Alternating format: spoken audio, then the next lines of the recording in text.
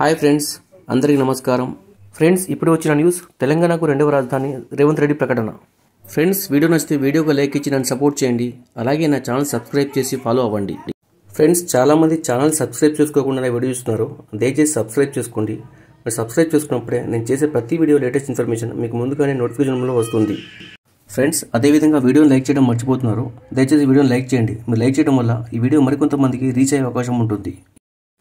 లోక్సభ ఎన్నికల సందర్భంగా సీఎం రేవంత్ రెడ్డి కీలక ప్రకటన చేశారు. హన్మకొండ జిల్లా మడికొండలో కాంగ్రెస్ జనజాతర బహిరంగ సభలో పాల్గొన్నారు. రేవంత్ రెడ్డి మాట్లాడుతూ రాష్ట్రానికి రెండవ రాజధాని అయ్యే అన్ని అర్హతలు వరంగల్కు ఉన్నాయని స్పష్టం చేశారు. వరంగల్ కాకతీయుల చారిత్రక నేపథ్యం కలిగి ఉన్న ప్రాంతమని, రాష్ట్రానికి రెండో రాజధాని అయితే బాగుంటుందని చెప్పారు.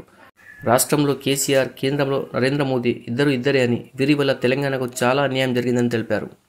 ప్రజలు పోయిన అసెంబ్లీ ఎన్నికల్లోనే కేసీఆర్కు బుద్ధి చెప్పారని, ఇప్పుడు మోదీకి లోక్సభ ఎన్నికల్లో తగిన గుణపాఠం చెప్పాలని ప్రజలకు విజ్ఞప్తి చేశారు.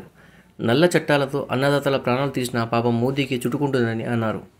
అధికారంలో ఉన్న 10 ఏళ్లు బీజేపీ పేద ప్రజలకు చేసిందేమీ లేదని, కార్పొరేట్లకు దోచిపెట్టిందని విమర్శించారు.